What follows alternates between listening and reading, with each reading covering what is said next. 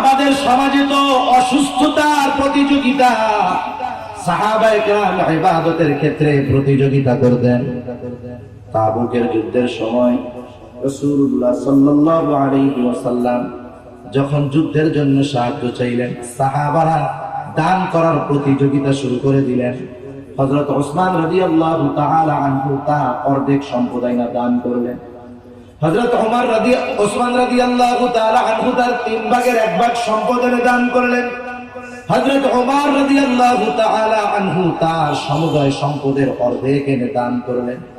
হযরত আবু বকর সিদ্দিক রাদিয়াল্লাহু তাআলা আনহু পরিমাণ যদিও কম, কিন্তু নিজের সব সম্পদ এনে দান করলেন। তারা দ্বীনের কাজে তারা প্রতিযোগিতা করত, আর আমরা দুনিয়ার কাজে, গুনার কাজে প্রতিযোগিতা করি। কি চিন্তা করি যে আমার পাশের বাড়ির ছেলে, ওরে বিবাহ দিছে, ও বরযাত্রী নিয়ে গেছিল 400, আমি যদি আমার ছেলের বিবাহে যদি 400-500 বরযাত্রী না নেই, তাহলে কি আমার ইগো থাকে, আমার ইজ্জত থাকে?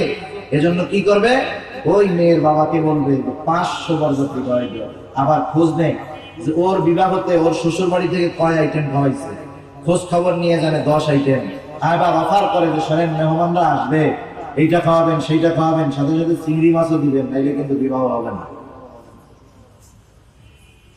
এইভাবে ডিমান্ড দিয়ে খাওয়া, এটা নিঃসন্দেহে জুলুম করা, কোনো সন্দেহ নাই। আপনার যদি খাওয়াইতে মনে চায় আপনার আত্মীয় স্বজনের, আপনি আপনার নিজের টাকা দিয়ে খাওয়ান, কেন আপনি মেয়ের বাবার উপরে চাপায়া দেন? নিঃসন্দেহে এটা জুলুম, কোনো সন্দেহ। সেজন্য এই ধরনের ডিমান্ড করা শরীয়তে বৈধ নয়। যদি মেয়ের বাবা নিজ সন্তুষ্টিতে আপনাদেরকে বলে যে ঠিক আছে, যেহেতু মেয়েটার বিবাহ হবে, আমি আমার মেয়েটাকে বিবাহ দিতে চাই, আপনারা 50 জন আসবেন, আমি যা পারি খাওয়াবো, সেটা ভিন্ন জিনিস। কিন্তু বর পক্ষের পক্ষ থেকে কনে পক্ষের উপরে জুলুম করে, ডিমান্ড করে 400-500 বরযাত্রী, ঘর সাজানোর মাল সামানা তো বহু দূর, জুলুম করে 1 টাকা গ্রহণ করার সুযোগ নাই। এটা জুলুম করে খাওয়া হবে। আল্লাহ তাআলা বলেন, ওয়ালা তাকুলু আমওয়ালাকুম বাইনাকুম বিল বাতিল, তোমরা অবৈধভাবে কারো সম্পদ ভক্ষণ করো না। বরপক্ষ যদি এমনটা করে, নিঃসন্দেহে অবৈধভাবে জুলুম করে মানে পক্ষের কাছ থেকে জোর করে ওইটা নেওয়া হবে। এজন্য আল্লাহ রাব্বুল আলামিন বলেছেন, আল ইয়াউমা আকমালতু লাকুম দীনাকুম, আমি আজকে তোমাদের জন্য তোমাদের জীবন ব্যবস্থাকে পরিপূর্ণ করলাম। সাথে সাথে আরেকটা ঘোষণা আল্লাহ তাআলা দিয়েছেন। কি ঘোষণা? ওয়া আতমামতু আলাইকুম নি'মাতি, এবং আমার নেয়ামত তোমাদের জন্য পরিপূর্ণ করলাম। সুবহানাল্লাহ। বিষয়টা কি? বুজুর্গানে দ্বীন বলেন, আল্লাহ তাআলার পরিপূর্ণ নেয়ামত কারা অর্জন করতে পারবে, অথবা আল্লাহ তাআলার পরিপূর্ণ নেয়ামত কারা পাবে? বুজুর্গানে দ্বীন বলেন, যেই লোকটা পরিপূর্ণ দ্বীন ইসলামের মধ্যে চলে আসবে। সুবহানাল্লাহ। এজন্য আল্লাহ তাআলা কোরআনুল কারীমের আরেক জায়গায় বলেন, ইয়া আইয়ুহাল্লাযীনা আমানু দুখুলু ফিস-সিলমি কাফা। আল্লাহ তাআলা ঈমানদারদেরকে উদ্দেশ্য করে বলতেছেন, হে ঈমানদারেরা, তোমরা পরিপূর্ণভাবে ইসলামের মধ্যে দাখিল হয়ে যাও, তথা তোমার গোটা জিন্দেগীর প্রত্যেকটা জায়গাকে তুমি আমি আল্লাহর নির্দেশনা অনুযায়ী সাজাও। তুমি তোমার ব্যবসার মধ্যে কি করবা, তুমি তোমার রাজনৈতিক জীবনে কি করবা, তুমি তোমার ব্যক্তিগত জীবনে কি করবা, তুমি যখন মানুষের অভিভাবক হবা, পরিবারের অভিভাবক হিসেবে তুমি কি করবা, প্রত্যেকটা জায়গায় কি করণীয়, কি বর্জনীয়, ইসলাম পরিপূর্ণভাবে আমাদেরকে জানায় দিয়েছে। ঠিক কিনা বলেন? আজকে তামাম দুনিয়ার মধ্যে অশান্তি, কাফেরদের মার মুসলমানরা খায়, সেটা পরের কথা। আমাদের অন্তর্কলহ, নিজেদের মধ্যে যেই দ্বন্দ্ব, এই দ্বন্দ্বটা যে শুধু দল কেন্দ্রিক এমন না, বরং নিজের পরিবারের মধ্যেও দ্বন্দ্ব আছে না নাই? ভাইতে ভাইতে দ্বন্দ্ব, ছেলের সাথে বাবার দ্বন্দ্ব, স্বামীর সাথে স্ত্রীর দ্বন্দ্ব। এই অন্তর্কলহ কেন? এর কারণ হলো আজকে আমরা দ্বীন থেকে পরিপূর্ণ দূরে, ইসলাম থেকে পরিপূর্ণ দূরে। আমরা প্রত্যেকটা কাজ করার আগে ভাবি যে ইসলাম কি বলে, এটা ভাবি না, বরং ভাবি সমাজ কি বলবে। ঠিক কিনা বলেন? আমি আপনি যখন সমাজের মানুষকে খুশি করতে যাব, সবাইকে একসাথে আমি খুশি করতে পারবো না। কিন্তু আমি যদি একজনকে খুশি করার চেষ্টা করি, ওই একজন যদি খুশি হয়ে যায়, আল্লাহ তাআলা সবার মধ্যে আমার প্রতি সন্তুষ্ট দিয়ে দিবেন এবং সবাই আমার প্রতি খুশি থাকবে। যেমন হাদিসের মধ্যে আসছে, আল্লাহ সুবহানাহু ওয়া তাআলা যখন কাউকে ভালোবাসে, আল্লাহ তাআলা ভালোবাসবে কাকে? যে আল্লাহর গোলাম হয়ে যাবে, ঠিক কিনা? রাসূলুল্লাহ সাল্লাল্লাহু আলাইহি ওয়াসাল্লাম বলেন, যখন কাউকে আল্লাহ তাআলা ভালোবাসে তখন তার কি হয়? আল্লাহ রাব্বুল আলামিন জিবরাইল আলাইহিস সালামকে ডেকে বলেন, জিবরিল, আমি জমিনের অমুক গোলাম আল্লাহ আব্দুল করিম, আব্দুর রহিম, আমি আল্লাহ তাআলা তাকে ভালোবাসি, তুমিও ভালোবাসো। জিবরাইল আলাইহিস সালাম তাকে ভালোবাসতে শুরু করে। শুধু তাই না, আসমানের মধ্যে এসে এলান করে দেয় যে, শোনো আসমানের বাসিন্দারা, দুনিয়ায় আব্দুর রহিম, অমুক এলাকার আব্দুর রহিম, তাকে আল্লাহ তাআলা ভালোবাসে, আমি ভালোবাসি, তোমরাও ভালোবাসো। এবার আসমানের বাসিন্দারা তাকে ভালোবাসতে শুরু করে। রাসূলুল্লাহ সাল্লাল্লাহু আলাইহি ওয়াসাল্লাম বলেন, যখন আসমানের বাসিন্দারা দুনিয়ার ওই আব্দুর রহিমকে ভালোবাসতে শুরু করে, আল্লাহ তাআলা দুনিয়ার মানুষের মধ্যে আব্দুর রহিমের ভালোবাসা এবং গ্রহণযোগ্যতা সৃষ্টি করে দেয়। তাহলে দেখেন, একজনকে যদি খুশি করা যায়, তাইলে একটা সময় সবাই আমার উপরে খুশি হবে। আমি যদি সমাজের মানুষকে খুশি করার চেষ্টা করি, সবাইকে খুশি করা সম্ভব নয়। একজন খুশি হবে, একজন বেজার হবে, এরপরেও আমি সমাজের মানুষ, আত্মীয় স্বজনের সন্তুষ্টি অর্জন করতে পারবো না। সেজন্য আমরা যদি আমাদের গোটা জিন্দেগীর সব কাজ কর্মে আল্লাহ তাআলাকে সন্তুষ্ট করব এই উদ্দেশ্য নিয়ে অগ্রসর হই, ইনশাআল্লাহ সেই কাজের ভিতরে বরকত হবে, সেই কাজের ভিতরে রহমত আসবে, সেই কাজ আল্লাহ সুবহানাহু ওয়া তাআলার দরবারে গ্রহণযোগ্য হবে। শুধু তাই না, দুনিয়ার যত ফিতনা ফাসাদ আছে এগুলা থেকেও বাঁচা যাবে, ঠিক কিনা বলেন? আসলে তো কথা অনেক আসে, বেশি কথা আমি বলবো না। আমি যে উদ্দেশ্যে আপনাদের খেদমতে পবিত্র কোরআনুল কারীমের একটা আয়াত ও রাসূল আকরাম সাল্লাল্লাহু আলাইহি ওয়াসাল্লামের অগণিত হাদিস থেকে একটা হাদিস পাঠ করেছি, একটি সামাজিক বিষয় আলোচনা করার জন্য। একদিন আমি রাস্তা দিয়ে হাঁটতেছিলাম, গাড়িতে যাচ্ছিলাম, বাসের মধ্যে। হঠাৎ আমি একটা লোকের গেঞ্জির পেছনে লেখা দেখলাম, আদর্শ মানুষ, আদর্শ পরিবার। আদর্শ মানুষ, আদর্শ পরিবার। পরিবার গঠন হওয়ার জন্য কমপক্ষে দুইজন মানুষের দরকার হয়। কয়জন? পরিবার গঠন হওয়ার জন্য দুইজন মানুষের দরকার। তার মানে বোঝা গেল, এই দুইজন যদি আদর্শ মানুষ হয়, তাহলে হবে একটা আদর্শ পরিবার। আদর্শ পরিবার যদি আমরা গঠন করতে চাই, পরিবার গঠনের অন্যতম মাধ্যম, একমাত্র মাধ্যম হলো বিবাহ, ঠিক কিনা? বিবাহ ছাড়া কিন্তু পরিবার গঠন হয় না। এই বিবাহ, এটা সমাজে প্রতিনিয়তই আমরা দেখি সংগঠিত হইতেছে, বিবাহ হচ্ছে, দেখতেছি আমরা। অনেক ক্ষেত্রে এটাকে আমরা একটা সামাজিক কাজ হিসাবে অভিহিত করে ফেলেছি। বিবাহের মধ্যে শরীয়ত তথা দ্বীন বলতে কতটুকু? দ্বীন বলতে এতটুকুই বুঝি যে বিবাহের ইজাব কবুল হবে, মহরানা নির্ধারণ হবে, দুইজন সাক্ষী থাকবে, এতটুকুই মনে হয় ইসলামের কাজ, আর বাকি সবগুলো সামাজিক কাজ, ঠিক কিনা বলেন? আপনি খোঁজ নেন আপনাদের এলাকার বিবাহগুলোর মধ্যে, এই কাজটুক ছাড়া বাকি এমন একটা কাজ আমার মনে হয় দেখাতে পারবেন না যেটা ইসলাম সম্মতভাবে হয়, ঠিক কিনা বলেন? অথচ এই বিবাহ, এটা কোনো সামাজিক বন্ধনের নাম নয়, বরং বিবাহ তো একটা ইবাদত, ঠিক কিনা বলেন? বিবাহ একটা ইবাদত। এখন বলেন তো, কেউ যদি কোনো ইবাদত করতে চায়, ইবাদতের মধ্যে কয়টা জিনিস কমপক্ষে লাগে? দুইটা। এটা কম্পালসারি লাগবে। বিভিন্ন ক্ষেত্রে বিভিন্ন ইবাদতে আরো বেশি কিছু লাগতে পারে, কিন্তু এই দুইটা জিনিস প্রত্যেকটা ইবাদতের মধ্যে লাগবেই লাগবে। একজন নামাজ পড়লো, সুন্দর করে নামাজ পড়ছে, ঠিক, কিন্তু আল্লাহর সন্তুষ্টি উদ্দেশ্য নয় এবং রাসূলের পদ্ধতিতে করে নাই।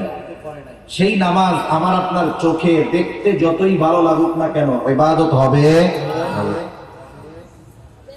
বিবাহ একটা ইবাদত, কারণ রাসূলুল্লাহ সাল্লাল্লাহু আলাইহি ওয়াসাল্লামের সুন্নাত হলো বিবাহ।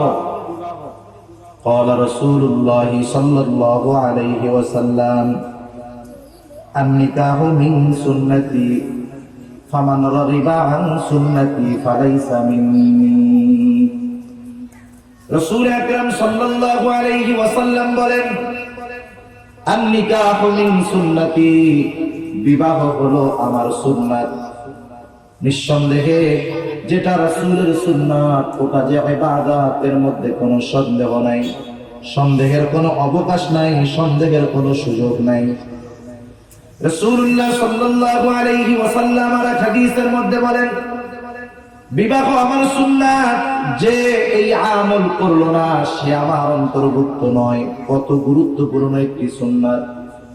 শুধু তাই না, আল্লাহ রাব্বুল আলামিন কোরআনুল কারীমের মধ্যে জানায় দেন, বিবাহ এমন একটা সুন্নাত যেটা সব নবী করেছেন।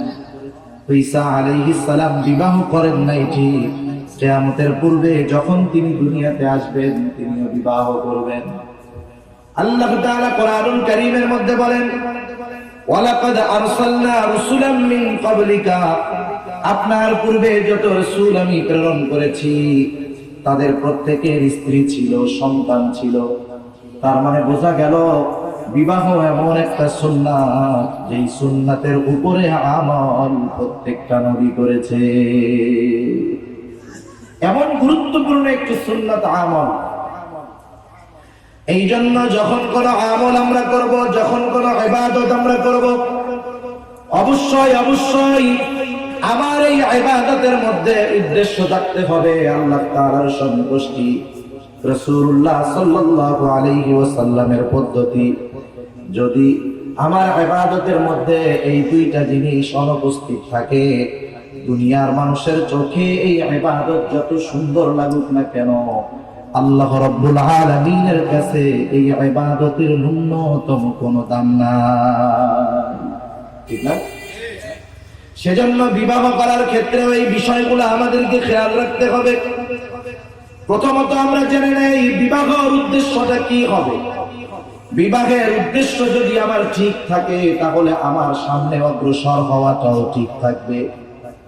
কারণ যারা ছোটবেলায় স্কুলে পড়েছেন, স্কুলের মধ্যে একটা রচনা ছিল, কম্পোজিশন ছিল, এম ইন লাইফ, জীবনের লক্ষ্য, জীবনের উদ্দেশ্য।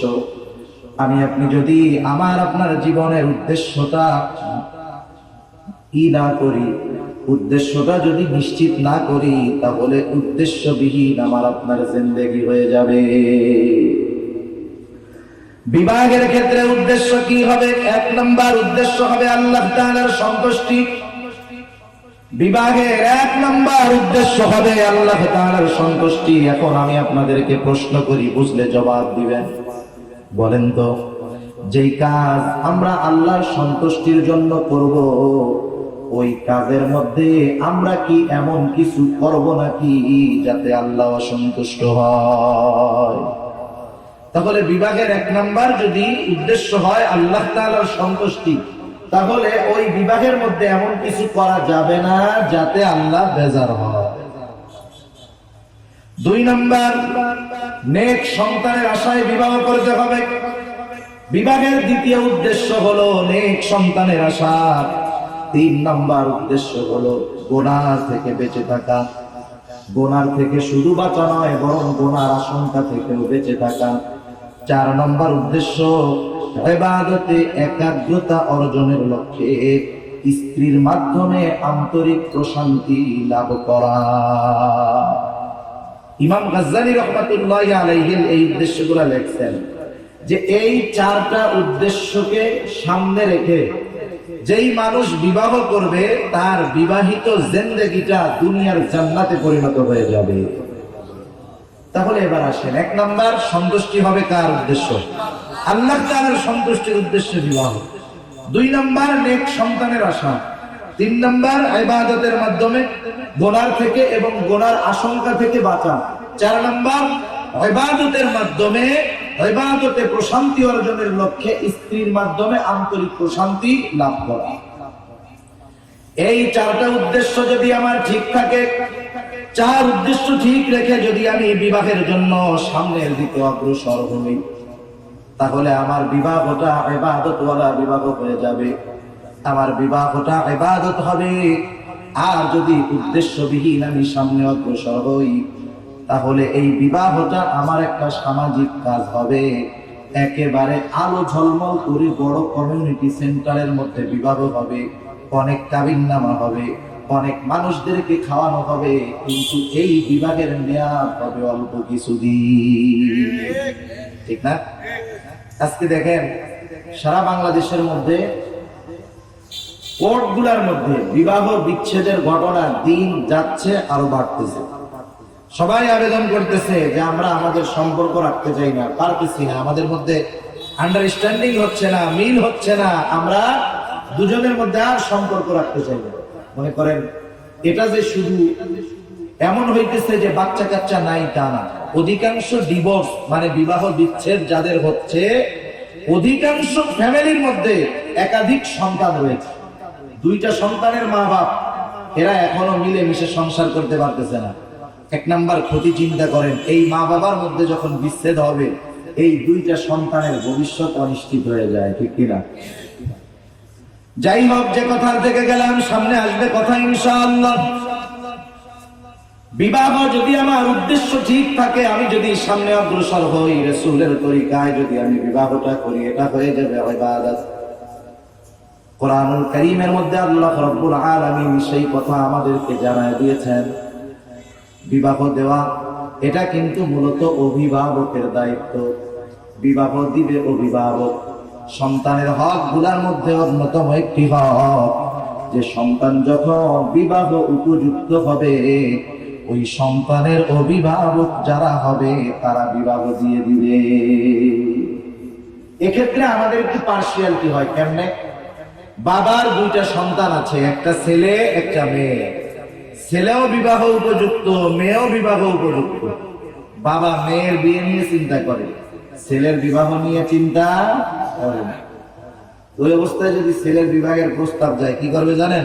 বলবো ওরে কি বিবাহ দেওয়ার টাইম হয়েছে, ও নিজের পায়ে আগে দাঁড়া, এরপরে বিবাহ করবে। কিন্তু মেয়ের বিবাহ দেওয়ার ব্যাপারে সে খুব পেরেশান। এই চিন্তা করলে হবে না। যখন সন্তান বিবাহ উপযুক্ত হবে, তখন অভিভাবকের দায়িত্ব হলো বিবাহ দিয়ে দেওয়া। এই বিষয়টা আমরা খেয়াল রাখবো। যদি না রাখি, এটা আমাদের জন্য সমস্যার কারণ হয়ে যেতে পারে। কারণ কি? কারণ ছেলেটা বিবাহ উপযুক্ত হয়ে গেছে, যৌবনে পদার্পণ করছে, আপনি তাকে বিবাহ দিলেন না। সে যদি এই যৌবনের তাড়নায় কোনো গুনাহ করে, অপরাধ করে, আপনি বাবা বা বড় ভাই, অভিভাবক, এই সন্তান অপরাধ করবে, আর এই অপরাধের গুনাহ অটোমেটিক আপনার আমলনামায় যোগ হয়ে যাবে। নাউজুবিল্লাহ। সেজন্য দেখেন বিবাহটা এক এক সময় এক এক অবস্থা থাকে। স্বাভাবিকভাবে বিবাহ হলো সুন্নাত, কোন কোন পরিস্থিতিতে এটা কিন্তু সুন্নাতে মুআক্কাদা ওয়াজিব হয়ে যায়। কারো দ্বারা যদি অঘটন ঘটার কোনো সম্ভাবনা থাকে, গুনাহ হয়ে যাওয়ার সম্ভাবনা থাকে, তার জন্য বিবাহ করাটা জরুরি। আবার কোন কোন সময় এটা মাকরুহ তথা মাকরুহে তাহরিমিও হয়ে যায়। যেমন একজন শারীরিকভাবে অক্ষম, সম্পদের দিক দিয়ে অক্ষম, এই লোকটার জন্য বিবাহ করা তখন বৈধ নয়, যতক্ষণ না সে পরিপূর্ণভাবে নিজের সুস্থতা অর্জন করবে। অবস্থার আলোকে বিবাহের হুকুম পরিবর্তন হয়। সেজন্য কার অবস্থা কেমন এটা আমাদের বোঝার চেষ্টা করতে হবে। মনে রাখবেন, আজকে তো আমাদের দেশে কিছু দুষ্ট মানুষেরা বালেগ হওয়ার বয়স নির্ধারণ করে দিয়েছে। বালেগ হওয়ার বয়স আমাদের দেশে বালেগ হয় কত বছরে? 18 বছরের আগে বালেগ হয় না। কিন্তু 1500 বছর আগে রাসূলুল্লাহ সাল্লাল্লাহু আলাইহি ওয়াসাল্লাম আহাদুল বুলুগ, বালেগ হওয়ার সীমারেখা নবীজি নির্ধারণ করে দিয়েছেন 15 বছর। কত বছর? 15 বছর। রাসূলুল্লাহ সাল্লাল্লাহু আলাইহি ওয়াসাল্লাম বালেগ হওয়ার সর্বোচ্চ সময় হলো 15 বছর নির্ধারণ করেছেন। কেউ 12 বছরেও হতে পারে। এখন চিকিৎসা বিজ্ঞান বলে অনেকে 10 বছরেও বালেগ হয়ে যায়। অথচ দেখেন আমাদের দেশ সহ বিভিন্ন জায়গায় বালেগ হওয়ার সীমারেখা নির্ধারণ করে দেওয়া হলো 18 বছর। অথচ রাসূলুল্লাহ সাল্লাল্লাহু আলাইহি ওয়াসাল্লাম বালেগ হওয়ার সর্বশেষ সীমা নির্ধারণ করে দিলেন 15 বছর পর্যন্ত। তার মানে বোঝা গেল, একটা ছেলে যখন 15 বছরে অতিবাহিত করে, পদার্পণ করে, নিঃসন্দেহে ওই ছেলেটা যে বালেগ পরিপূর্ণ বয়স্ক হয়ে গেছে, কোনো সন্দেহ নাই। এই সময় তার বিবাহের ব্যবস্থা করা উচিত। এই সময় তার বিবাহের ব্যবস্থা করা অভিভাবকের দায়িত্ব। যদি না করে, সে যদি কোনো গুনাহের কাজে লিপ্ত হয়ে যায়, তাহলে সমস্যা।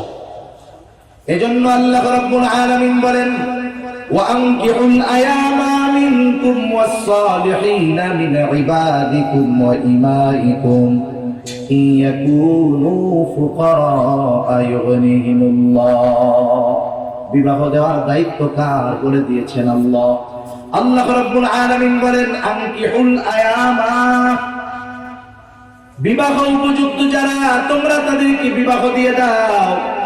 মিনকুম ওয়াসসালিহিনা মিন ইবাদিকুম ওয়া ইমাইকুম, তোমাদের অধীনস্থ মুমিন দাস দাসী যারা আছে তারাও যদি বিবাহের উপযুক্ত হয়, তোমার অধীনস্থ যারা আছে তারাও যদি বিবাহের উপযুক্ত হয়, আল্লাহ তাআলা বলেন আনকিহু, তুমি অভিভাবক হিসাবে তাদের বিবাহ দিয়ে দাও। বিবাহ দিয়ে দেওয়ার আদেশ করেছে আল্লাহ। তার মানে অভিভাবকদের দায়িত্ব হলো সন্তানদেরকে বিবাহ উপযুক্ত হলে বিবাহ দিয়ে দেওয়া। না দেওয়ার কারণ কি? বলে নিজের পায়ে দাঁড়াইতে পারে নাই, বিবাহ করলে খাওয়াবে কি? ঠিক কিনা? বিবাহের খরচ বহন করবে কেমনে, এই চিন্তা করে বিবাহ দেয় না। কিন্তু আল্লাহ কি বলেন দেখে, বিবাহ যেহেতু ইবাদত, ইবাদত যদি ইবাদতের মতো হয়, অবশ্যই এর প্রতিদান আল্লাহ তাআলা দিবেন। আল্লাহ তাআলা এরপর বলেন,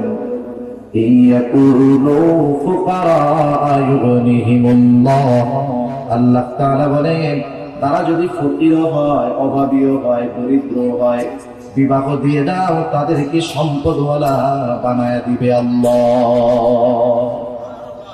আল্লাহ তাআলা বলেন, ইয়াকুনু ফুকারা ইউগনিহিমুল্লাহ, তারা যদি ফকির হয়, দরিদ্র হয়, অভাবী হয়, আল্লাহ রাব্বুল আলামিন তাদেরকে ধনী বানায় দিবে। কিন্তু কখন? বুজুর্গানে দিন বলেন, যখন এই বিবাহটা ইবাদত হিসাবে দেওয়া হবে, করা হবে।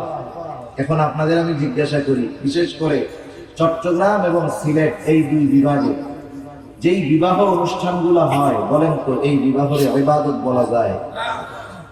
যেহেতু বিবাহ হলো ইবাদত, কিন্তু আমরা ওই ইবাদতটা করি সামাজিক রীতিনীতিতে, সমাজের দেখানো পদ্ধতিতে। যেহেতু আমরা ইবাদতটাকে সামাজিক পদ্ধতিতে করি, সেহেতু এই বিবাহ ইবাদত হয় না। এই বিবাহের মধ্যে আল্লাহ তাআলার রহমত আসে না। এই বিবাহের দ্বারা গরিব মানুষ ধনী হয় না, বরং বিবাহ করার পরে নতুন এক অশান্তির সৃষ্টি হয়। সেজন্য বিবাহ যেহেতু ইবাদত, করতে হবে রাসূলুল্লাহ সাল্লাল্লাহু আলাইহি ওয়াসাল্লামের তরিকায়। নবীজির তরিকায় যদি বিবাহ না করা হয়, নবীজির পদ্ধতিতে যদি বিবাহ না করা হয়, ওই বিবাহ ইবাদত হবে না। ওই বিবাহের দ্বারা আল্লাহ তাআলার পক্ষ থেকে রহমত পাওয়া যাবে না। এখন আসেন, বিবাহ পদ্ধতিগুলা কেমন হওয়ার দরকার ছিল, আর বর্তমান সমাজে সামাজিকতা দেখানোর জন্য আমরা কি করি, আমাদের জানার দরকার আছে না? না, জানার দরকার আছে। বিবাহটা শুরু হয় কেন? কিছু কিছু ক্ষেত্রে ঘটকের মাধ্যমে হয়। ঘটক চিনেন আপনারা? ঘটকের মাধ্যমে, অমুকের একটা মেয়ে আছে খুব সুন্দর, অমুকের একটা ছেলে আছে খুব ভালো, এইভাবে একজন মধ্যস্থতাকারী হয়ে এই বিবাহ সংগঠিত করার চেষ্টা তিনি করেন। আমাদের এলাকায় এটা বলে ঘটক। কি বলে? ঘটক। এখন তো মোবাইলের জামানা। আগের জামানায় ঘটকদের কাছে অনেক ছবি থাকতো, আইসে ছেলের বাড়িতে ছবিগুলা দেখাইতো, ঠিক না? এখনো অনেক ক্ষেত্রে যখন কথাবার্তা চলে, একজন আর একজনের বাড়িতে মেয়ে দেখতে যাওয়ার পূর্বে আগের থেকেই ঘটককে বলে একটা ছবি ম্যানেজ করে দিয়ে, করে কি করে না? জেনারেল পরিবারের কথা বাদ দেন, আফসোস লাগে, আফসোস অনেক আলেম ফ্যামিলিও এই জায়গায় ভুল করে বসে। আলেম ফ্যামিলিও যখন একটা ভালো ছেলের খবর শোনে, নিজের যুবতী মেয়ের ছবিটা ঘটকের হাতে তুলে দেয়। তুলে দিয়ে কি বলে জানেন? ভাই শুধু ছেলেরা দেখাইয়েন, কেউ দেখাইয়েন না। আচ্ছা বলেন তো, ওই লোকটার হাতে সুন্দরী ওনার যুবতী মেয়েটার ছবি তুলে দিয়ে কি বললো? যে ভাই এটা আপনি কিন্তু শুধু ছেলেরাই এক নজর দেখাইয়েন, আর কেউ দেখাইয়েন না। এই লোকটা ঘটক যাও না দেখতো, কিন্তু উনি মানা করার পরে ওরাও দেখতে মনে চাবে বেশি। শয়তান এবার এসে বলে, দেখ না, বিবাহ সম্বন্ধ করবি, দেখ এবারও নিজেও মাশাআল্লাহ এক নজর দেখ, ও ভালোই তো মেয়েটা, গোনা শুরু হয়েছে নাকি বলেন? সেজন্য মেয়ে দেখার ক্ষেত্রে ছবি আদান প্রদানের কোনো সুযোগ নাই, মোবাইলও নাই, এমনিতেও নাই। এখন মেয়ে আমরা কিভাবে দেখাশোনা করব? আমাদের দেশের সামাজিক রীতি হয়ে গেছে, ছেলে আছে সৌদি আরব, বিবাহ হবে বাংলাদেশে। ছেলে বাংলাদেশে আসার আগে যাকে বিবাহ করবে বা যার সাথে আত্মীয়তার সম্পর্ক হবে, ওই মেয়েটাকে ওই ছেলে দেখার আগে তার দুলাভাই, খালাতো ভাই, মামাতো ভাই 50 বার দেখা হয়ে যায়, ঠিক না? সেও আর এক মগা মগা মগা, ওরে বলে যে মা বাবা এই তোরে তো বিবাহ দিতে চাই, তুই কি করবি? অমুক একটা মেয়ে দেখছে, ও কি বলে, আচ্ছা আমি তো বিবাহ করবো, তোমরা থাকবা, তোমরা দেখে আসো, আমার ছোট ভাই, দুলাভাই এদেরকেও নিয়ে যাইও, সবার যদি পছন্দ হয় তাহলে আমি বিবাহ করব। তুমি যদি সবার পছন্দেই বিবাহ করো তাহলে তোর বিবাহ করার দরকার কি? যাকে পছন্দ হয়েছে এক একটার সাথে দিয়া দেয়, ঠিক কিনা বলেন? সেজন্য যখন কেউ মেয়ে দেখতে যাবে, মেয়ে দেখতে যাওয়ার সময় সাথে মহিলারা যাবে, কোনো অসুবিধা নাই, বাবা যাবে, ভাই যাবে, কোনো অসুবিধা নাই, কিন্তু দেখবে সে একা, সে একা দেখবে, একা। শরীয়ত যতটুকু দেখার অনুমতি দিয়েছে সে ততটুকু দেখবে, সে যেগুলা দেখতে পারবে না সেগুলা তার মা বোনেরা দেখবে, ঠিক কিনা বলেন? কিন্তু দুইজন পাশাপাশি বসে আর এক ভাইকে দেখাবে, বাবাকে দেখাবে। মনে রাখবেন, ছেলে যখন বিবাহের জন্য মেয়ে দেখতে যাবে, বিবাহের পূর্বে ওই মেয়েটাকে ছেলের বাবাও দেখতে পারবে না। কিন্তু আমাদের দেশে অভ্যাস কি, বাবারাও দেখায়, সবাই মিলে একসাথে দেখায়। নিঃসন্দেহে এটা হারাম কাজ, কোনো সন্দেহ নেই, কবিরা গুনাহ হইতেছে সবাই। সেজন্য মেয়ে দেখার ক্ষেত্রে কি, একজন দেখবে, যে বিবাহ করবে সে দেখবে। আর ভিতরের অভ্যন্তরীণ বিষয়, বিবাহের ক্ষেত্রে কিছু বিষয় খোঁজ খবর নেওয়ার দরকার আছে। মেয়েটা বংশীয় নাকি, মানে বংশ ভালো কিনা, এটা মুরব্বীরা আগে এই বিষয়গুলো খেয়াল করবে। ছেলে শুধু চেহারা দেখবে, মা ভেতরের পরিবেশটাকে আঁচ করবে, যে ভেতরের পরিবেশটা কেমন, দিনদারিত্ব আছে কিনা, ভেতরের পরিবেশ দেখলেই ওনারা বুঝতে পারবে। বাবা বাইরে মুরব্বীদের সাথে কথা বলবে যে বংশটা কেমন, গোত্র কেমন, অতীতে এই বংশের মানুষগুলা কেমন ছিল, এই সম্মিলিত সবগুলো যখন একত্রিত হবে তখন বিবাহের দিকে অগ্রসর হবে। কিন্তু আমাদের দেশের সমস্যা হলো কি জানেন, ছেলেটা যদি কোনো মতে দেখে যে মেয়েটার চেহারা সুন্দর, মার কথাও শুনবে না, বোনের কথাও শুনবে না, বাবের কথাও শুনবে না, যে বংশ যা হয় হোক, মেয়েটা দেখতে ভালো, আমার পছন্দ হয়েছে, বিবাহ না দিলে কিন্তু আমার জান আমি শেষ করে দেব। সব কিছু দেখে শুনে বিবাহ করতে হবে। এজন্য রাসূলুল্লাহ সাল্লাল্লাহু আলাইহি ওয়াসাল্লাম বলেন, বিবাহের ক্ষেত্রে তোমরা কি দেখবা? রাসূল আকরাম সাল্লাল্লাহু আলাইহি ওয়াসাল্লাম বিবাহের ক্ষেত্রে 4টি জিনিস দেখার কথা আল্লাহর নবী বলেছেন। রাসূলুল্লাহ সাল্লাল্লাহু আলাইহি ওয়াসাল্লাম বলেন, তুনকাহুল মারআতু লিআরবাইন, 4টি জিনিস দেখে বিবাহ করার কথা আল্লাহর নবী বলেছেন। লিমালিহা, 1 নম্বরে মেয়ের মাল, 2 নম্বর ওয়ালি হাসাবিহা, মেয়েটার বংশ কেমন। এরপরে রাসূলুল্লাহ সাল্লাল্লাহু আলাইহি ওয়াসাল্লাম বলেন ওয়ালি জামালিহা, মেয়েটার সৌন্দর্য কেমন। 4 নম্বরে নবীজি বলেন ওয়ালি দীনিহা, দেখবা তার দ্বীনদারিত্ব কেমন। রাসূলুল্লাহ সাল্লাল্লাহু আলাইহি ওয়াসাল্লাম এরপরে বলেন ফাযফার বিদাতিদ দ্বীন, বাকি 3টা আছে, দ্বীনদারিত্ব নাই, কাজ হবে না, বরং দ্বীনদারিত্বকে তোমরা প্রাধান্য দিবা। বাকি 3টাও আছে, দ্বীনদারিত্ব আছে, এটা তো ভালোর উপরে ভালো, কিন্তু বাকি 3টা আছে, বংশ ভালো, সম্পদ, সুন্দর, সব আছে, কিন্তু দ্বীনদারিত্ব নাই, খবরদার এটা বাদ দিয়ে দাও। তাহলে কি হবে? পরবর্তী জামানায় এসে টের পাবা যে দ্বীনবিহীন একটা মেয়ে ঘরে আনা তোমার জন্য কতটা কষ্টের কারণ হয়ে গেছে, ঠিক কিনা বলে? সেজন্য আমাদের গ্রামের ভাষায় একটা কথা বলে যে জাতের মেয়ে কালো ভালো, নদীর জল ঘোলাও ভালো। কিন্তু এখন আমরা সৌন্দর্যকে প্রাধান্য দিই, খবরদার এটা করবো না। আবার এই ছেলে মেয়ে দেখা দেখির মধ্যে এক ধরনের ধোঁকা আছে, ধোঁকা। আপনাদের চিটাগাঙে এই রোগ আছে, মাশাআল্লাহ। রাগ হচ্ছেন নাকি আপনারা?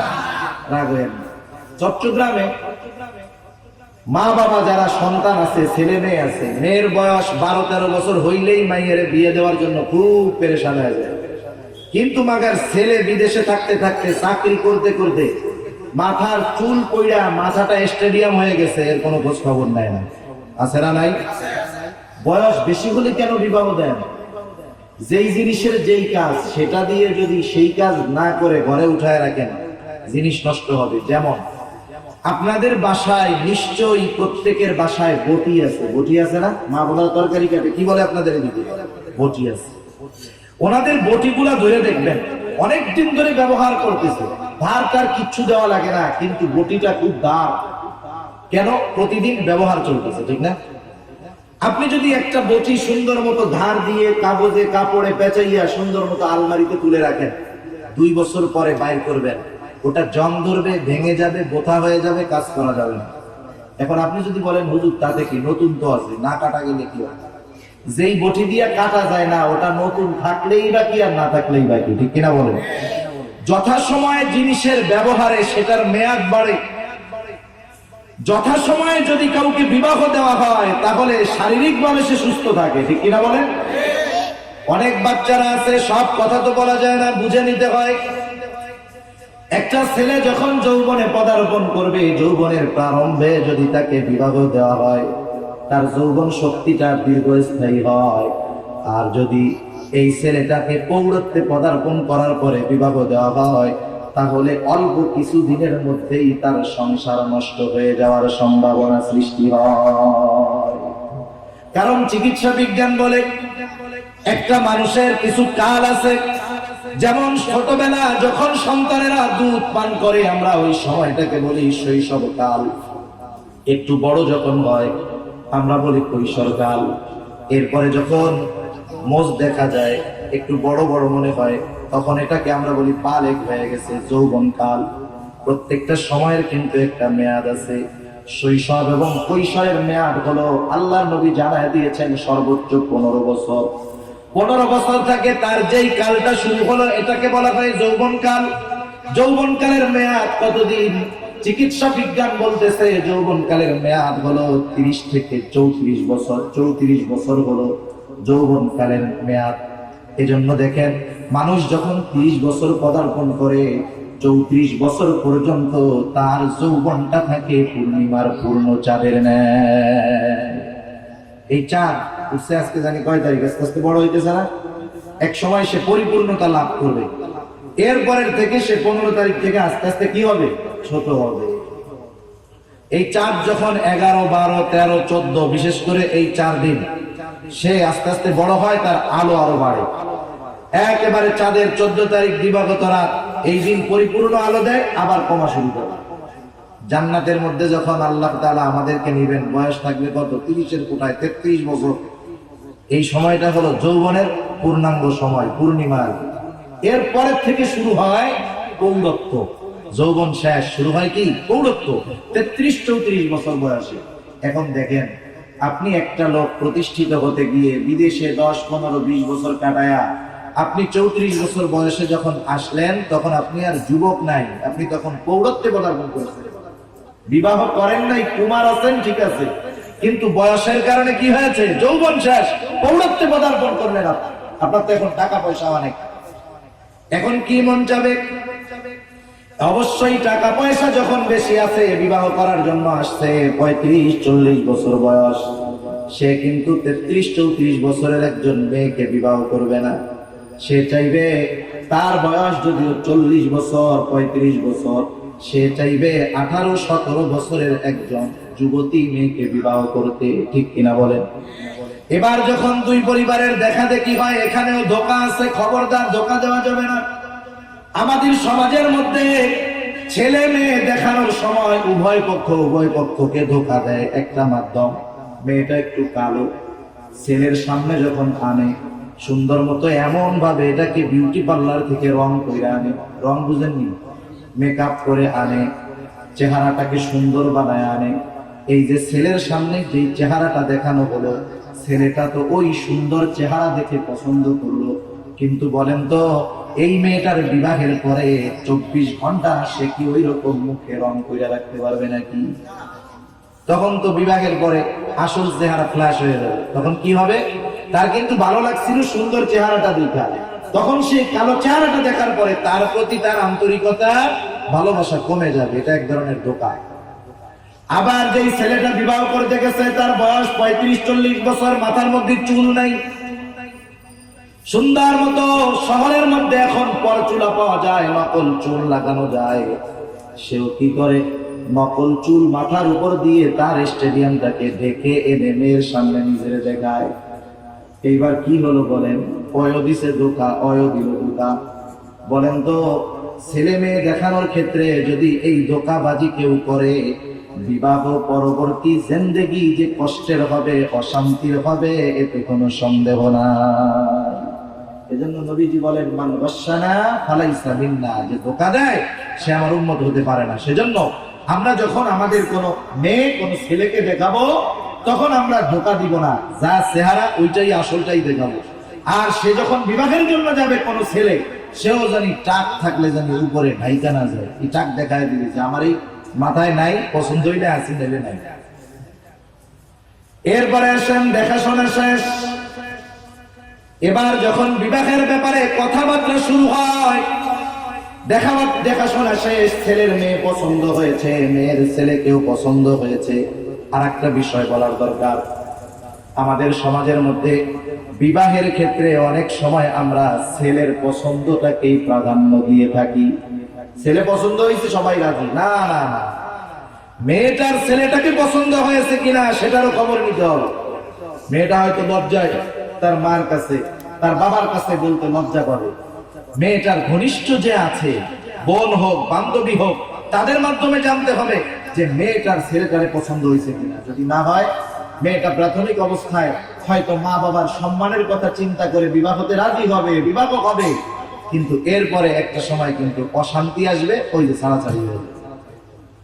যাই হোক, দেখাশোনার পর্ব শেষ, এইবার কথাবার্তা চলতেছে যে বিবাহ তো হবে, এই বিবাহের অনুষ্ঠানটা কিভাবে করা যায়, বিবাহের অনুষ্ঠান কিভাবে করা যায়।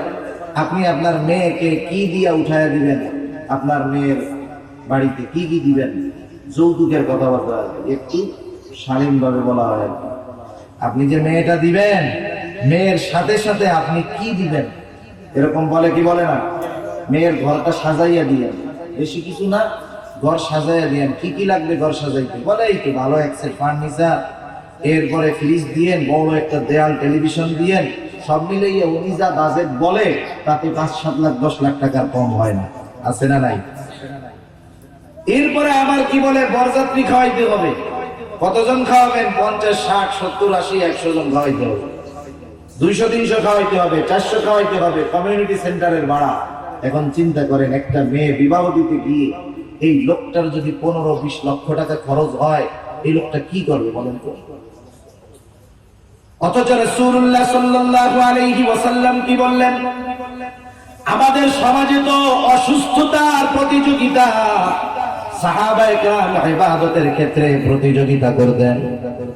তাবুকের যুদ্ধের সময় রাসূলুল্লাহ সাল্লাল্লাহু আলাইহি ওয়াসাল্লাম যখন যুদ্ধের জন্য সাহায্য চাইলেন, সাহাবারা দান করার প্রতিযোগিতা শুরু করে দিলেন।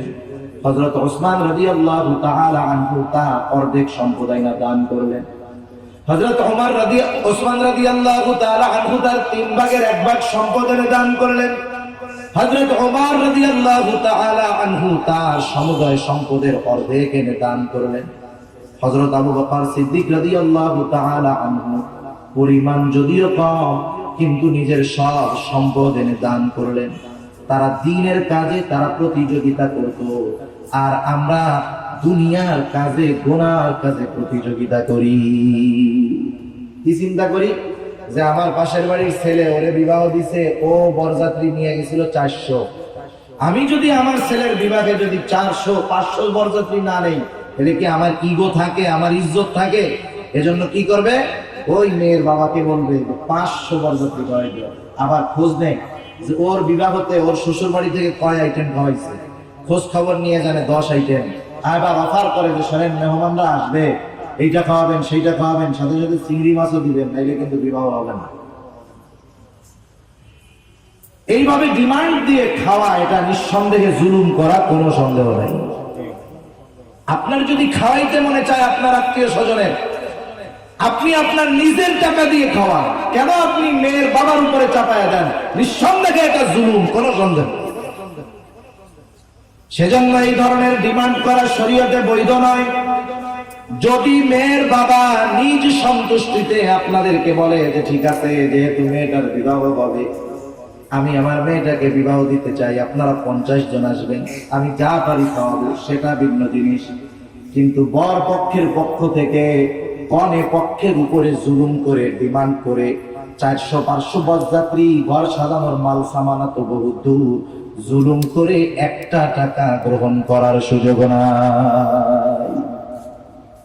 এটা জুলুম করে খাওয়া হবে। আল্লাহ তাআলা বলেন, ওয়ালা তাকুলু আমওয়ালাকুম বাইনাকুম বিল বাতিল, তোর অবৈধভাবে কারো সম্পদ ভক্ষণ করো না। বরপক্ষ যদি এমনটা করে, নিঃসন্দেহে অবৈধভাবে জুলুম করে কনে পক্ষের কাছ থেকে জোর করে ওইটা নেওয়া হবে। এমনটা করা যাবে না, কিন্তু খুব কঠিন। বলতেছি খুব সহজে, কিন্তু এই সমাজে এই পরিবর্তনটা কঠিন না সহজ? জোরে বলেন, কঠিন না সহজ? নিঃসন্দেহে কঠিন, কোনো সন্দেহ নেই। কিন্তু এরপরেও এই আমলের দিকে আমাদেরকে যাইতে হবে। কারণ কি যাইতে হবে? এই কারণে ভবিষ্যতের চিন্তা করে। কারণ আপনি এত টাকা খরচ করে বিবাহ দিবেন, বিবাহ করবেন, যদি এই বিবাহের মধ্যে শান্তি না আসে, কোনো দরকার আছে? এই বিবাহের মধ্যে যদি বরকত না থাকে, কোনো দরকার আছে এই বিবাহের? এজন্য খরচ কমাতে হবে। রাসূলুল্লাহ সাল্লাল্লাহু আলাইহি ওয়াসাল্লাম বলেন, আ'যামুন নিকাহি বারাকা আইসারুহা মাউনা। রাসূলুল্লাহ সাল্লাল্লাহু আলাইহি ওয়াসাল্লাম বলেন, ওই বিবাহের মধ্যে বরকত বেশি যেই বিবাহের মধ্যে খরচ কম। রাসূলুল্লাহ সাল্লাল্লাহু আলাইহি ওয়াসাল্লামের বিবাহের মধ্যে কোনো খরচ তো নাই, খরচ কম হয়েছে, বরকত বেশি হয়েছে। এখন বিবাহের মধ্যে খরচ বেশি হয়, বরকতের কোনো খবর থাকে না। এই গেল বরপক্ষের ডিমান্ড। কনে পক্ষেরও ডিমান্ড আছে। কনে পক্ষ চিন্তা করে বিবাহ দিব মেয়েটাকে, যেই যুগ জামানা চলতেছে, না জানি কোন সময় ছেলের সাথে মেয়ের বিবাহ ভেঙে যায়। এইবার যখন বিবাহের মধ্যে কথা হয় কাবিন নামার টাকার ব্যাপারে, ওইখানে কনে পক্ষের পক্ষ থেকে বড় বড় ডিমান্ড ধরা হয়, 15 লক্ষ টাকা, 20 লক্ষ টাকা, ঠিক কিনা বলেন? ধরেন এরকম আপনাদের 15 লক্ষ, 20 লক্ষ টাকা কাবিনের টাকা দিতে হবে, মোহরের টাকা দিতে হবে। জোর করে চাপায় দেওয়া হয়। একটা ছেলের যতটুকু অ্যাবিলিটি, সামর্থ্য অনুযায়ী তার মোহর নির্ধারণ করতে হবে। অতিরিক্ত মোহর নির্ধারণের মাধ্যমে ক্ষতি কি দেখেন? অনেক সময় কি চিন্তা করে আমাদের দেশে, মোহরের বিষয়টা অধিকাংশ ক্ষেত্রে খাতা কলমে লেখা থাকে, বাস্তবে হয় না। লেখা হইল 15 লক্ষ 15,000 টাকা কাবিননামা তথা মোহরানা। ছেলে পক্ষ চিন্তা করে এখন তো নগদ স্বর্ণ অলংকার সহ 3-4 লাখ যা দিলাম নগদ উসুল করা হলো। আরে যা ধরে ধরো, দিলেই না। কেউ যদি না দেওয়ার নিয়তে মোহরের টাকা নির্ধারণ করে, এই অবস্থার উপরে যদি ওই স্ত্রীর সাথে সে মিলিত হয়, নিঃসন্দেহে কিয়ামতের ময়দানে জিনাকার হিসাবে আল্লাহর দরবারে উঠবে। সেজন্য সে যতটুকু দিতে পারবে ততটুকু মোহর নির্ধারণ করবে। আর যদি পুরাটা নগদ না দিতে পারে, তাহলে যেটা বাকি থাকবে সেটা স্ত্রীর কাছ থেকে সময় চেয়ে নিবে, ঠিক কিনা বলেন? এখন যাই হোক, বিবাহ হয়ে গেল। বিবাহের আগে আরো কিছু ফর্মুলা আছে আমাদের দেশে। গায়ে হলুদ আছে নি আপনাদের দেশে? এটা একটা হিন্দু আনা প্রথা। এটা কি প্রথা?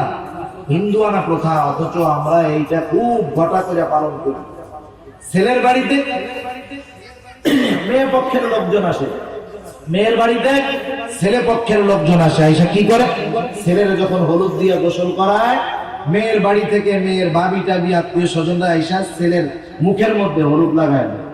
এই পাশ দিয়া যখন মেয়ের গায়ে হলুদ হয়, ছেলের বাড়ির পক্ষ থেকে ছেলের ভাই বন্ধুরা গিয়ে ওই যে নব যার সাথে বিবাহ হবে, বিবাহের আগেই তার গায়ে ওই যে তারা হলুদ টুলুদ মাখায় দেয়। তার মানে বিবাহ যার সাথে হবে, তার সাথে বিবাহ হওয়ার আগেই পরপুরুষ ওই মহিলার গায়ে স্পর্শ করে। নাউজুবিল্লাহ। আরো তো কত ধরনের আছে, গান বাদ্য এসবের তো অভাব নাই। আল্লাহ হেফাজত করুক, জোরে বলি আমিন। এরপরে যখন বিবাহ হয়ে গেল, বিবাহ হয়ে যাওয়ার পর কাবিননামা তথা মোহরানার টাকা লেখা হয়েছে 10 লক্ষ টাকা, 15 লক্ষ টাকা, উসুল হলো 2 লক্ষ টাকা। এইবার ছেলেটা বিবাহে বাসর ঘরের মধ্যে ঢুকে এক কোণার মধ্যে বসে আছে। মেয়েটা চিন্তা করে কি ব্যাপার, আমারই কি পছন্দ হয় নাই। এইবার যখন লজ্জাবাদ দিয়ে মেয়েটা স্বামীর কাছে গিয়ে বলে কি ব্যাপার আপনি দূরে কেন, এখন এবার স্বামী ওয়াজ দেয়। কি ওয়াজ? বলে হুজুরেরা ওয়াজে বলছে মোহরানার টাকা পরিশোধ না করে তোমার কাছে যাওয়া যাবে না। এখন মেয়েটা তো নতুন না, লজ্জা আছে, এখন কয়দিন পরে কি হবে সেটা পরের চিন্তা। কিন্তু যখন বিবাহের প্রথম দিন তখন তো তার একটা চক্ষু লজ্জা, একটা লজ্জার বিষয় আছে কি নাই বলেন? জোরে বলেন, আছে না নাই? নিঃসন্দেহে আছে। সে তখন কি বলবে? আচ্ছা চিন্তা করেন না, ওইটা আপনারে আমি মাফ করে দিলাম। এই মাফ আসল মাফ না, এই মাফ আসল মাফ না। এক হযরত ডাকাতের কবলে পড়ছে, 14 গ্রাম ডাকাতের কবলে পড়ছে। ডাকাতেরা হুজুরদের কাছ থেকে শুধু মাল জিনিস নেয় না, আবার দোয়াও চায়। মাশাআল্লাহ, হুজুরে আটকাইছে, এরকম আটকাইয়া যা আছে সবকিছু নিয়ে টিয়া যাওয়ার সময় মুসাফা করে। বলে হযরত কিছু মনে করেন না, দোয়া করেন, আর যেটা নিচ্ছি হুজুর মাফ করে দিবেন। হ্যাঁ আচ্ছা বলেন তো, আমি যদি এই ধরনের অবস্থার সম্মুখীন হই, ডাকাত সবকিছু নিয়ে আমার কাছে আইসা যদি বলে যে হুজুর যা নিছি মাফ করে দিন, আমি কি বলবো? না না মাফ করুন না, এরকম বলবো? আমি জানের ভয়ে কি বলবো? যে হ্যাঁ ভাই মাফ করে দিচ্ছি।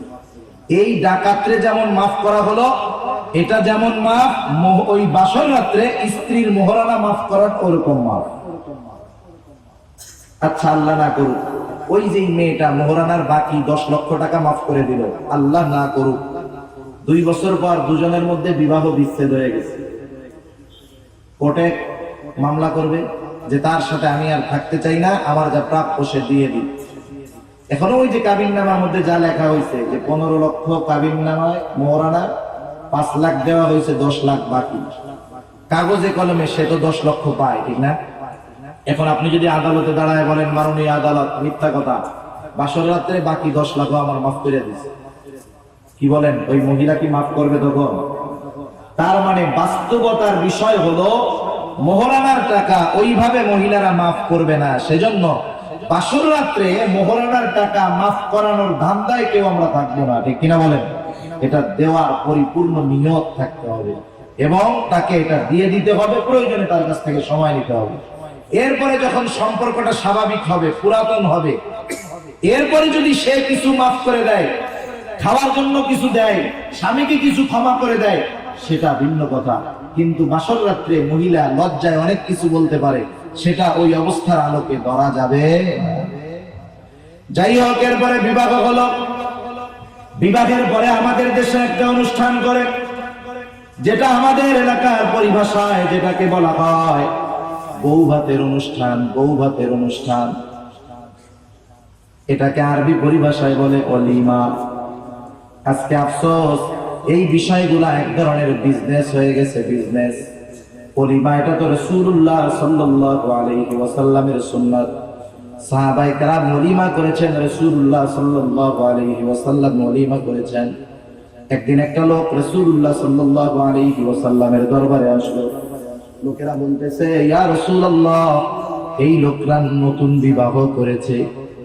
রাসূলুল্লাহ সাল্লাল্লাহু আলাইহি ওয়াসাল্লাম বললেন, তুমি বিবাহ করেছো, তুমি কি তোমার বিবাহের ওয়ালিমা করেছো?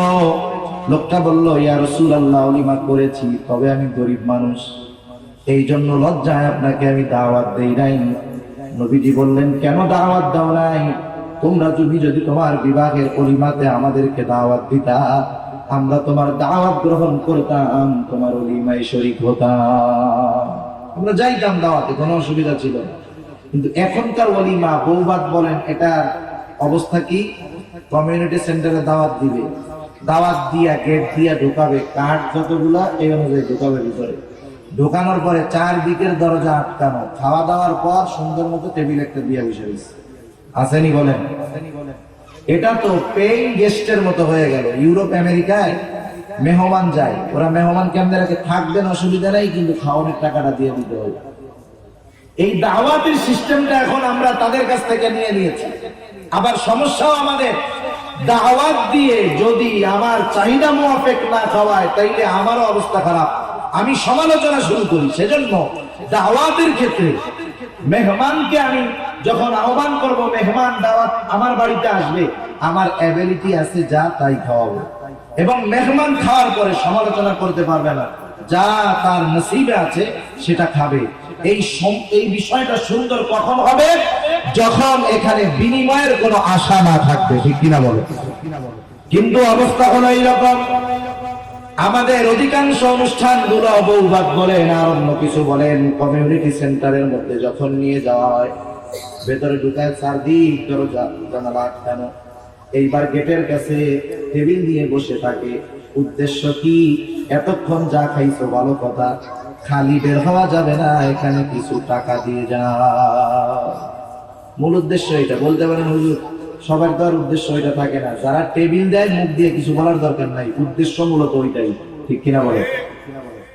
আবার দাওয়াতের ক্ষেত্রেও বাইসা বাইসা দাওয়াত দেয়, সবাইরে দেয় না। দাওয়াতের ক্ষেত্রে বেছে বেছে দাওয়াত দেয়, সবাইরে দেয় না। চিন্তা করে কি যে যারা দাওয়াত দিলে বেশি টাকা দিতে পারবে, এই রকম লোকদেরকে দাওয়াত দেয়, আর গরিব মানুষকে দাওয়াত দেয় না, বঞ্চিত করে। প্রতিবেশী হলেও বাদ দেয়, আত্মীয় হলেও বাদ দেয়। অথচ রাসূলুল্লাহ সাল্লাল্লাহু আলাইহি ওয়াসাল্লাম কত সুন্দর আমাদেরকে জানায় দিলেন, শাররুত তুআমি তুআমুল ওয়ালিমা ইউদআ লাহাল আগনিয়া ওয়া ইউতরাকুল ফুকারা। ওই ওলিমা কতই না নিকৃষ্ট ওলিমা, যে ওলিমার মধ্যে শুধু সম্পদওয়ালাদেরকে দাওয়াত দেওয়া হয়, আর গরিব মানুষ যারা অসহায় যারা, তাদের দাওয়াত দেওয়া হয় না। ধনীরা গরিবদেরকে দাওয়াত দেয় না, আর যারা গরিব এরা ধনীদেরকে দাওয়াত দিলে তারা ওই গরিবের বাড়িতে আসে না। গরিব মানুষ যদি ধনীরে দাওয়াত দিতে যায়, কি মনে করে জানেন? দাওয়াত দিচ্ছে টাকার জন্য। এই টাকার জন্য দাওয়াত দিতেছে এটা মনে করে সে তারে কিছু টাকা পয়সা দিয়ে বলে যা যা, অসুবিধা নেই, যা, পারলে যাবনি, ঠিক কিনা বলে? এই জন্য আল্লাহ রাসূল সাল্লাল্লাহু আলাইহি ওয়াসাল্লাম সতর্ক করে দিয়েছেন। নবীজি বলেন, মান দাআ ফালাম ইয়াজিব ফাকাদ আসাল্লাহু ওয়া রাসূলাহ। যাকে দাওয়াত দেওয়া হলো, সে যদি ওই দাওয়াতে উপস্থিত না হয়, সে আল্লাহ এবং তার রাসূলের নাফরমানি করলো। সেজন্য আমাদেরকে যখন কোনো অসহায় মানুষ দাওয়াত দিবে, শরঈ যদি কোনো ওজর না থাকে, আমরা এই গরিব মানুষগুলোর দাওয়াতেও উপস্থিত হব। আবার এই কাম করব না, যেখানে দাওয়াত নাই সেখানে আমরা যাব না, যেখানে দাওয়াত নাই সেখানে যাব না। রাসূলুল্লাহ সাল্লাল্লাহু আলাইহি ওয়াসাল্লাম বলেন, মান দাখালা আলা গায়রি দাওয়াতিন, যে ব্যক্তি দাওয়াত ছাড়া কোথাও প্রবেশ করলো, নবীজি বলেন, দাখালা সারিকা ওয়া খারাজা মুগীরা, চোর হইয়া ঢুকলো, লুণ্ঠনকারী ডাকাত হয়ে সে বের হলো। দাওয়াত যেখানে নাই সেখানে যাব না। আর দাওয়াত গুলো আমরা বিনিময়ের আশায় কাউকে দাওয়াত দিব না। আগের মানুষ দাওয়াত না দিলে চিন্তিত হয়ে যেত, এখন দাওয়াত দিলে চিন্তিত হয়ে যায় যে কি করব না করব, পেরেশানিতে পড়ে যায়। এভাবে যদি আমরা আমাদের বিভাগের কাজগুলা সামনের দিকে অগ্রসর হতে পারি, তাহলে এই বিবাহ ইবাদত হবে। অভাব যদি থাকে, আল্লাহ রাব্বুল আলামিন বিবাহের কারণে বরকত দিয়ে দিবে। আর একটা বিষয় আমাদেরকে খেয়াল রাখতে হবে, রাসূল আকরাম সাল্লাল্লাহু আলাইহি ওয়াসাল্লাম বলেন, যখন তোমাদের কাছে কোনো প্রস্তাব আসে, সেটা দিনদার মুত্তাকি পরহেজগার, এমন প্রস্তাব যখন তোমাদের কাছে আসে, ভালো ছেলের ব্যাপারে যখন সম্বন্ধ আছে, তোমরা তখন ওই ছেলের সাথে মেয়েকে বিবাহ দিয়ে দাও। যদি এইরকম উত্তম চরিত্রের ছেলেদেরকে তোমরা ফিরায় দাও, বিবাহ না দাও, তাহলে দুনিয়ার মধ্যে ব্যাপক আকারে ফিতনা ফাসাদের সৃষ্টি হয়ে যাবে। মেয়ে বিবাহের ক্ষেত্রে এই বিষয়টা আমরা খেয়াল রাখবো। এখনকার জামানায় মেয়ে বিবাহ দেওয়ার ক্ষেত্রে আগে জিজ্ঞাসা যদি করে যে মেয়েটা সুন্দর, ঠিক আছে, ছেলের ব্যাপারে যখন বলে আগে জিজ্ঞাসা করে ছেলে কি চাকরি করে। ছেলে যদি সরকারি চাকরি করে, ছেলে যদি বিদেশে থাকে, অনেক টাকার মালিক যদি সে হয়, তাহলে মা বাবা অটোমেটিকলি রাজি হয়ে যায়। খবরদার, এই মেয়েটার সর্বশেষ হক মা বাবার উপরে যে হক, সেটা হলো যে মা বাবা এই মেয়েটাকে একটা দিনদার ছেলের হাতে তুলে দিবে, পাত্রস্থ করবে। এরপরে যদি মেয়েটা বদ্দিন হয়ে যায় স্বামীর ঘরে গিয়া, এতে যদি স্বামীর গাফলতি থাকে তাহলে এটাতে স্বামীর দোষ। কিন্তু বাবা যদি এই মেয়েটাকে একটা দিনদার পাত্রের হাতে তুলে না দেয়, আর মেয়েটা যদি এই কারণে গোনার পথে চলে যায়, তাহলে এর জন্য কিন্তু ওই বাবা অভিভাবক দায়ী থাকবে। সেজন্য বিবাহ আমাদের সামাজিক একটা বিষয় নয়, বিবাহ আদর্শ মানুষ গড়ার একটা মাধ্যম। আবার আর এক সমস্যা কি আছে আমাদের, আর একটা সমস্যা আছে যে আমরা বিবাহের ক্ষেত্রে ঝামেলাবিহীন ফ্যামিলি আমরা তালাশ করি, ঠিক না? সবাই তালাশ করে এক বাবার এক মেয়ে আছে কিনা, সবাই তালাশ করে এক বাবার এক মেয়ে কিনা। কিন্তু রাসূলুল্লাহ সাল্লাল্লাহু আলাইহি ওয়াসাল্লাম কি বললেন? নবীজি বলেন, তাযাওয়াজুল ওয়াদুদাল ওয়ালুদ ফাইন্নী মুকাফিরুন বিকুমুল উমাম। রাসূলুল্লাহ সাল্লাল্লাহু আলাইহি ওয়াসাল্লাম বললেন, তোমরা আদরিনী সোহাগিনী বেশি বেশি সন্তান প্রসবকারিনী এমন পরিবারে বিবাহ করো। কিন্তু আমাদের যুব সমাজের আজকে একটা অভ্যাস হয়ে গেছে, যেখানে মেয়ে কম কথা যদি ভালো হয়, এক বাবার এক মেয়ে যদি হয় বেশি খুশি হয়, ঠিক না? কি বলে, কোনো ঝামেলা নাই, এক বাপের এক মেয়ে, কোনো টেনশন নাই, চিন্তাবিহীন, কোনো ঝামেলা নাই। আমি মনে মনে বলি, তোমার ঝামেলা না, তোমার ধান্দা হইলো তোমার শ্বশুর শাশুড়ি মরলে তো সবই তোমার। তোমার ধান্দা হইলো সম্পদের একক মালিক হওয়া। নাইলে রাসূলুল্লাহ সাল্লাল্লাহু আলাইহি ওয়াসাল্লাম বেশি বেশি সন্তান প্রসবকারী পরিবারে কেন বিবাহ করতে বলছে? নবীজি বলেন, ফাইন্নী মুকাফিরুন বিকুমুল উমাম, কিয়ামতের দিন আমি আমার উম্মতের সংখ্যাধিক্য নিয়ে গর্ব করব। অথচ দেখেন রাসূলুল্লাহ সাল্লাল্লাহু আলাইহি ওয়াসাল্লাম যেই বিষয় নিয়ে গর্ব করতে চান, আমরা আমাদের এই কর্মগুলোর মাধ্যমে নবীজির গর্বকে খর্ব করে দিচ্ছি, ঠিক কিনা বলেন? সেজন্য বিবাহের ক্ষেত্রে এই বিষয়গুলো আমরা খেয়াল রাখবো, তাহলে বিবাহ হবে ইবাদত। আর এই বিবাহের দ্বারা কেউ যদি অভাবে থাকে, সম্পদ কম হয়, বরকত দিয়ে দিবে কে? জোরে বলেন, কে দিবে? সেজন্য যুব সমাজকে বিবাহ দিতে হবে। যারা অভিভাবক, আপনারা এই বিষয়টা খেয়াল রাখবেন। বিশেষ করে চট্টগ্রাম, সিলেটে আমার অভিজ্ঞতা দেখা যে মেয়েদের বিবাহের ব্যাপারে এনাদের খুব তোড়জোড় থাকে, কিন্তু এই ছেলেটা যে যৌবনে পদার্পণ করলো, তাকে যে বিবাহ দিতে হবে, এ ব্যাপারে মা বাবার খুব গাফলতি থাকে। আবার এটাও আমরা খেয়াল করব, যাদের মেয়ে আছে, বোন আছে, যখন কোনো দিনদার ছেলে বিবাহের প্রস্তাব দেয়, আমি যদি দেখি তার বংশ ভালো, ছেলেটা দিনদার, খারাপ কোনো অভ্যাস নাই, আমি তার হাতে নিশ্চিন্তে মেয়েটা তুলে দিব। আরে ভাই, মেয়ের বাবার সম্পদ আছে, এই মেয়ে যতই সুন্দরী হোক, আপনাদের চট্টগ্রামের অবস্থা যা, যতই সুন্দরী হোক, বিবাহ দেওয়ার সময় তার 10 লাখ খরচ আছে, ঠিক কিনা বলেন? কিন্তু ওই যে গরিব ছেলেটা, বংশ ভালো, মুত্তাকি, পরহেজগার, তার সম্পদ নাই। যার সম্পদ নাই, সে সম্পদ কামনা অধিকাংশ ক্ষেত্রে কম করে মেয়ে পক্ষের থেকে। আপনি কি করেন? ওই ছেলেটার সাথে মেয়েটারে বিবাহ দেন, মেয়েটা তো ওই ছেলের ঘরে থাকবে। আপনি তো অনেক কিছু দিতেন মেয়েরে, ফার্নিচার দিতেন, টেলিভিশন দিতেন, ফ্রিজ দিতেন, এইগুলা না দিয়া ছেলেরে 5 লক্ষ টাকা দিয়ে একটা ব্যবসা করায় দেন। ছেলেটা প্রতিষ্ঠিত হোক, সে ব্যবসা করুক। এতে কি হবে? আপনার মেয়েটা হয়তো কাঁচা বাড়িতে থাকবে, কিন্তু মানসিক ভাবে সে খুব আনন্দে থাকবে, স্বাচ্ছন্দ্যের সাথে থাকবে, ঠিক কিনা বলেন? আর আপনি টাকা দেখে একটা ছেলের চরিত্র যাচাই বাছাই না করে আপনি যখন বিবাহ দিয়ে দিলেন, হয়তো 5 তলা 10 তলা বিল্ডিং এর মধ্যে থাকবে, এসি রুমের মধ্যে থাকবে, কিন্তু তার অন্তরের মধ্যে শান্তি থাকবে না। ওই ঘরটা তার কাছে ছোট্ট একটা জাহান্নাম মনে হবে, ঠিক কিনা বলেন? সেজন্য দ্বীনের মধ্যে শান্তি। আজকে তামাম দুনিয়ার মধ্যে ইহুদি নাসারারা এই যে পারিবারিক যে বন্ধন, এই বন্ধনটাকে নষ্ট করার সর্বোচ্চ অপচেষ্টা আমাদের মধ্যে চালাচ্ছে। আফসোস, পরোক্ষভাবে হলেও, প্রত্যক্ষভাবে হোক আর পরোক্ষভাবে হোক, আমরা মুসলিম সমাজ তাদের ষড়যন্ত্রের ফাঁদে পা দিয়ে দিয়েছি।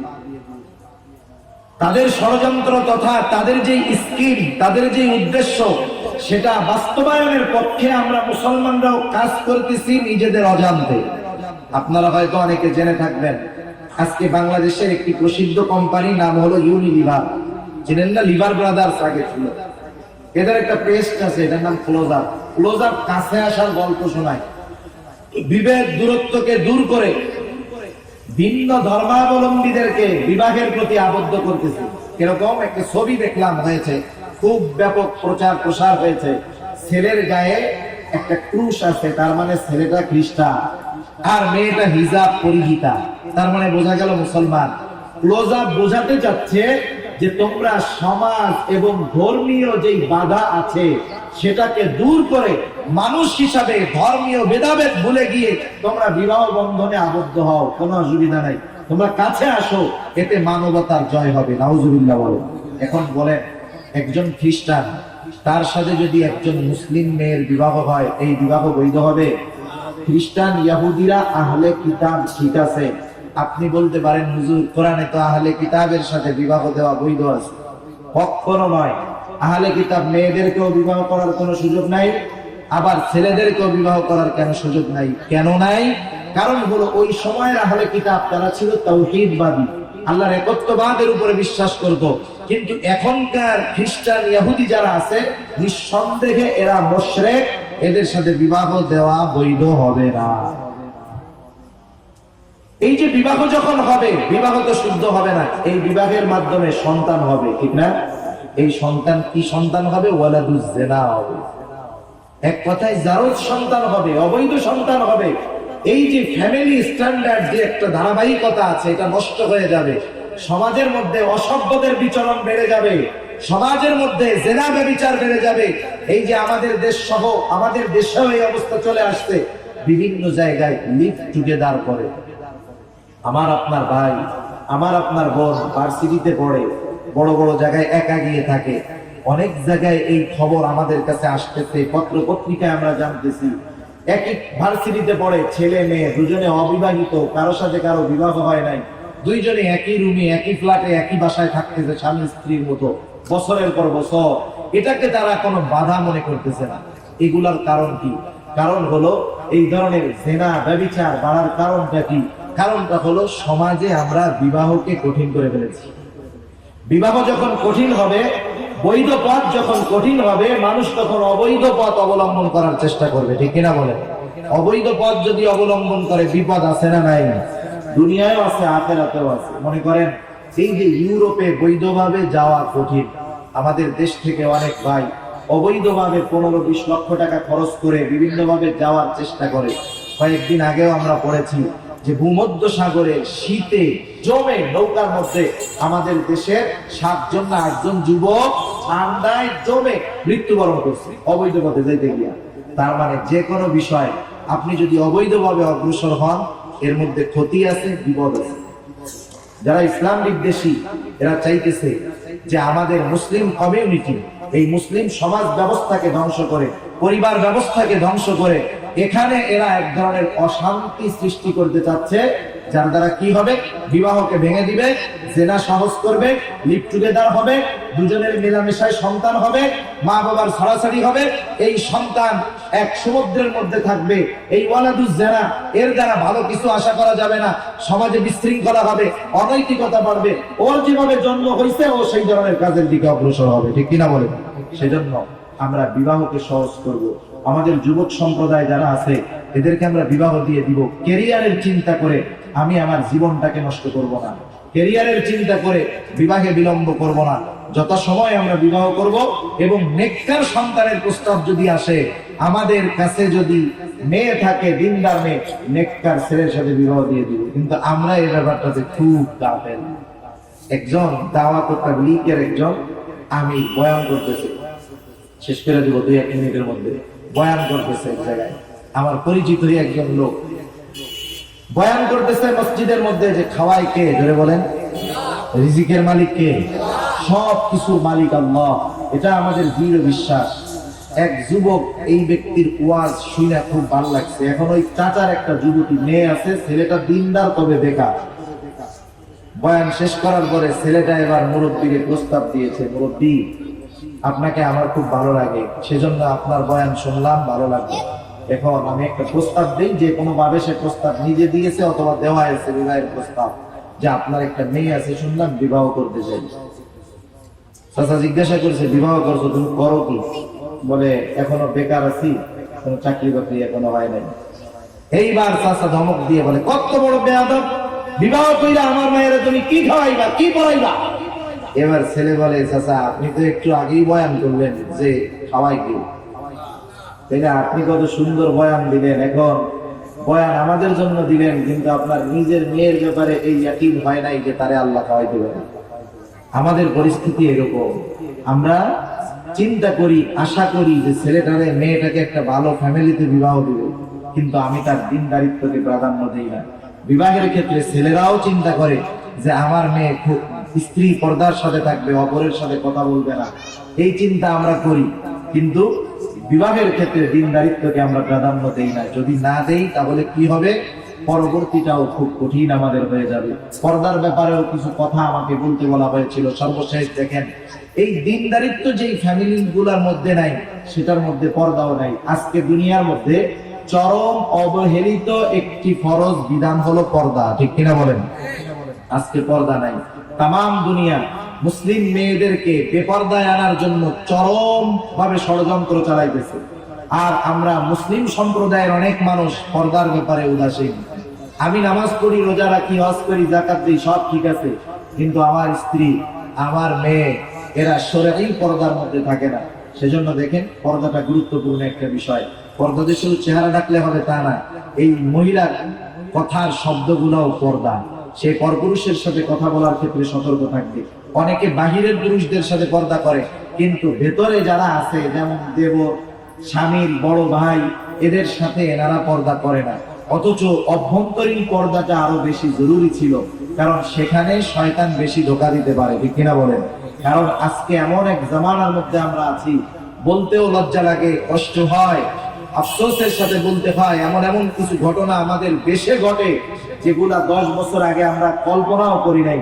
আজকে এমনও পরিস্থিতি, কয়েকদিন আগে একটা ঘটনা দেখলাম, খবরের পাতায় আসছে যে নিজের মেয়ে, নিজের ঔরসজাত মেয়েটাও তার বাবার কাছে আজকে নিরাপদ না।